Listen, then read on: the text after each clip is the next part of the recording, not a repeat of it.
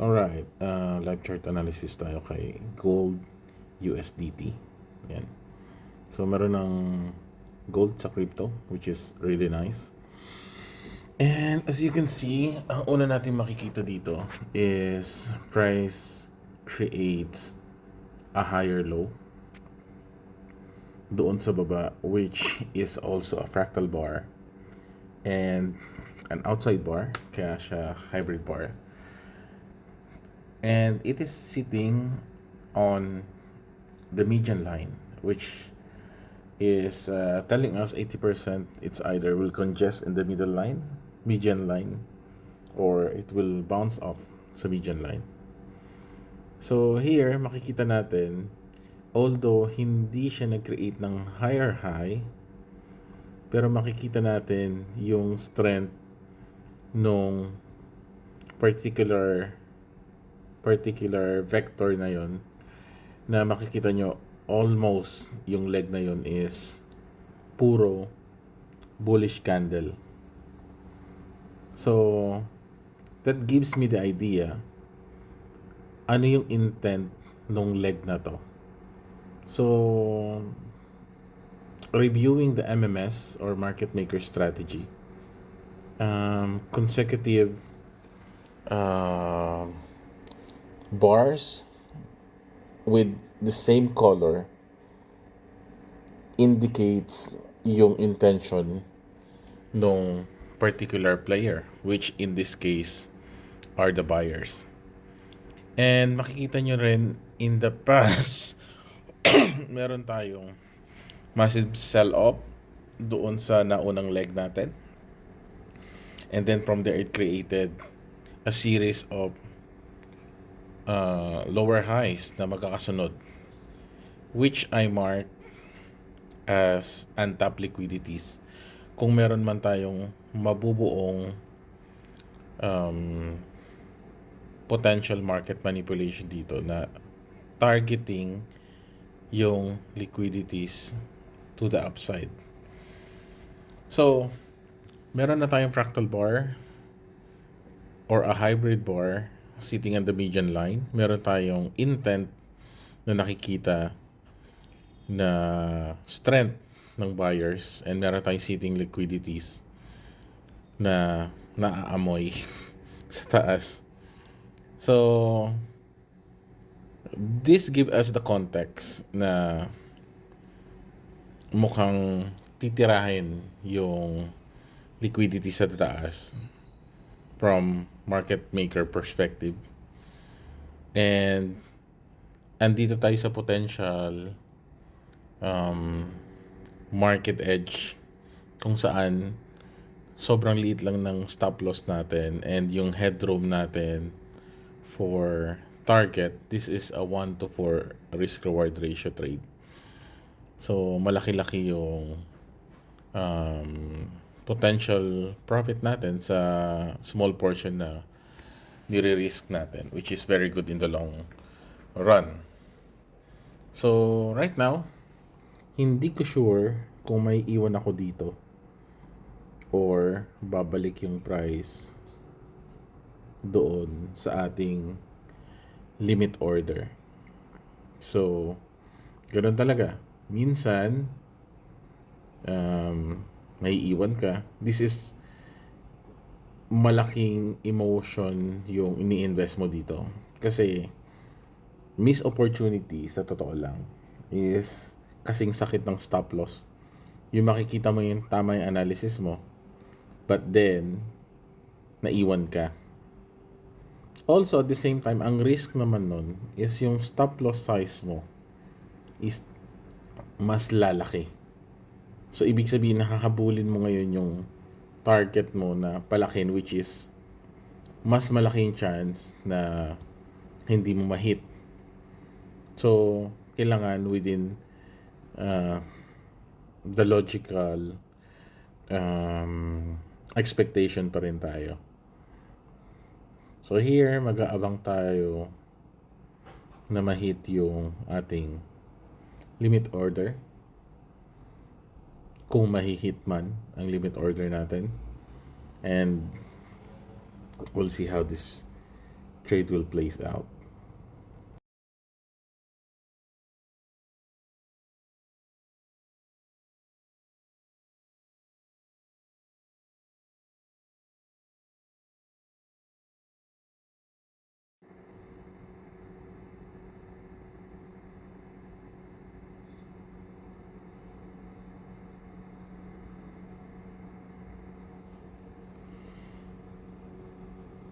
And ayun na nga, na-hit yung ating limit order and mukhang si sellers is bubulusok pababa. And ito yung point na nakakakaba kasi we are counting on a fake low. Pero still, um, for me, this is a trade na everything is aligning. Kahit na nakakatakot yung bulusok pababa ng price, but still meron tayong context na kinakapitan, and at the same time meron tayong confluences and integration ng techniques pointing at the same location. Kaya okay lang. Sige lang, kahit na, ayan na, makakakaba na. But again, this is part of the analysis na you need to see it through. Kaya, ayan. Tingnan natin kung may magbabago dito. Ang kailangan ko ditong mangyari is at least makakita tayo ng hybrid bar. Mas maganda kasi that would be a second touch to the median line or isang maliit na inside bar na mag-i-stop nitong bulusok ng price pababa. Let's see kung makikita natin yan.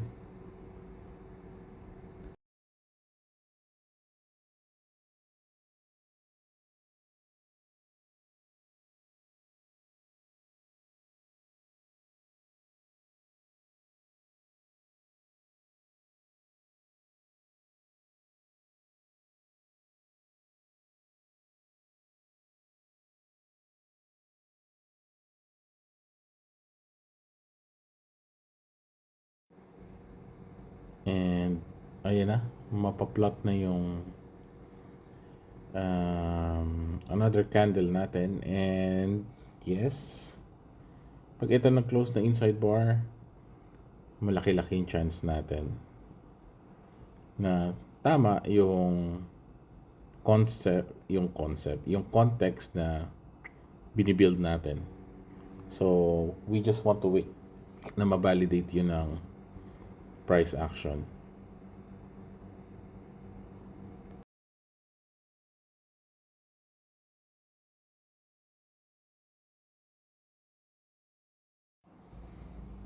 And ayun, natapos na nga siya as inside bar.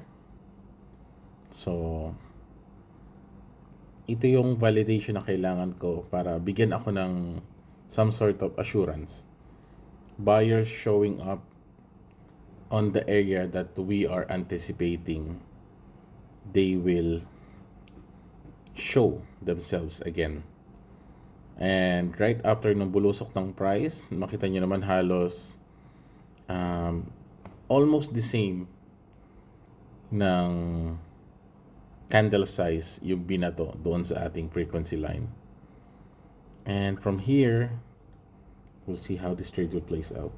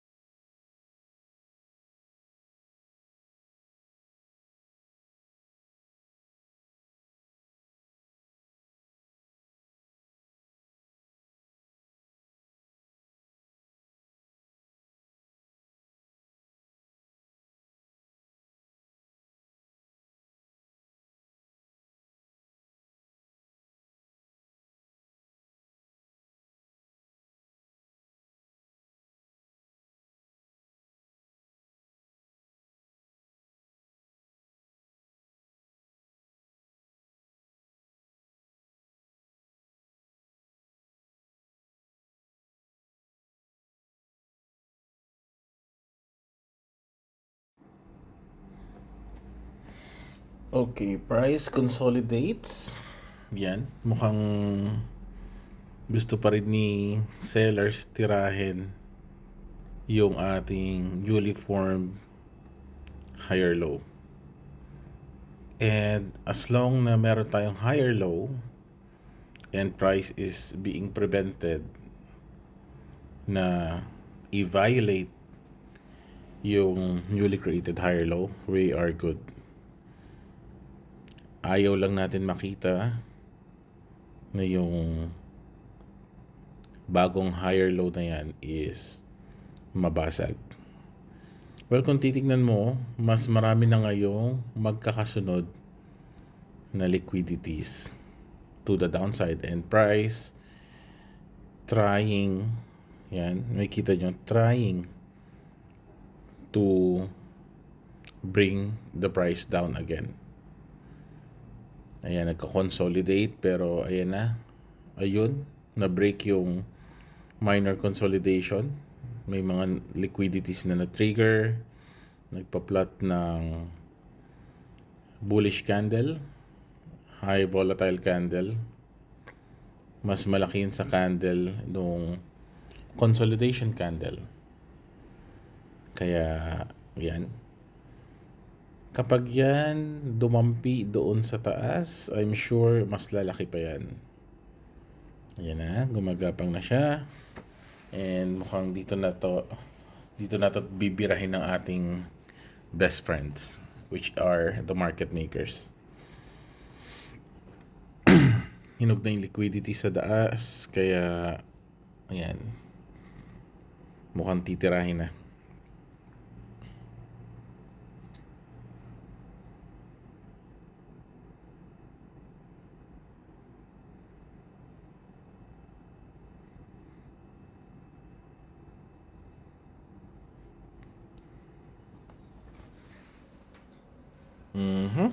Ayan na siya. Ayun na. Konting taas pa nito, biglang tataas yan. Dahil I'm sure may liquidities dyan. Sa maliit na yan. Ayun, may nagre-reject. Ibig sabihin may mga sell order pa. Dadagdagan ngayon ni best friend ng another buy orders. Yan, triggering the stop loss, which is another buy orders. Kaya pag yan bumulwak ng spike pataas, yun yung mga stop, buy stop orders or yung mga stop losses. Ang stop loss ng sell is buy. So, pag nakakita tayo ng high volatile bullish candle, yun yung mga liquidities dyan sa liquidity pool. At magkakaroon tayo ng liquidity burst. Okay, level by level. Mukhang titirahin na niya yung next na fake high.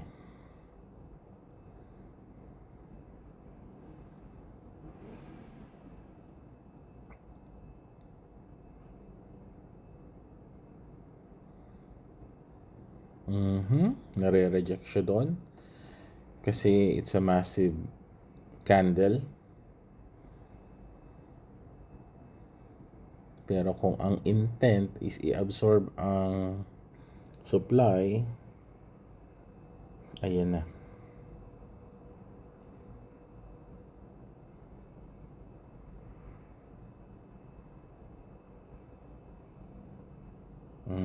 Another rejection. Malaki-laking rejection yun. So, meron pa tayong mga sellers at that level. Mga naiwang sell orders. Pero nakikita nyo naman, ina-absorb. Ayan na. Pumutok na yung candles. Clear na yung liquidities doon sa minor consolidation. And, ayun na. I-break na niya yung upper limit ng pitchfork. I need to see a close above the upper line ng pitchfork natin. Currently challenging yung current high. A little bit higher puputok yung liquidities dyan sunod-sunod. Konting push pa. Ayun na. Nakikita nyo kung gaano kalaki yung galaw kada level na matitrigger yung mga stop losses.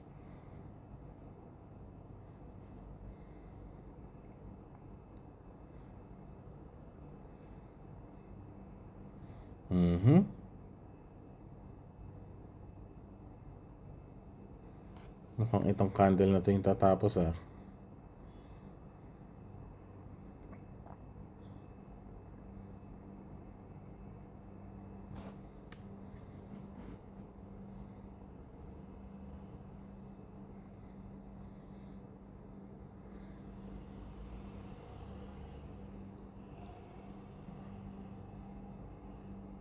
Ayan na siya. Na-conquer na niya yung last high. Ayan, tinitrigger na niya yung mga sunod-sunod na high or yung frequencies ng consecutive lower high. Nasa maraming liquidities dyan tingin ko.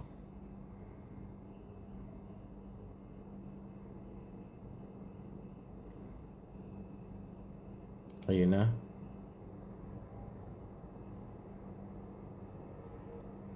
Ayan na. That's it. Yun yung sign na meron tayong liquidity burst. And hopefully the final, andyan na siya sa ating final high, dun sa pinakaunang high. And pag nakuha niya yun, that is where our target is waiting. Another liquidity burst.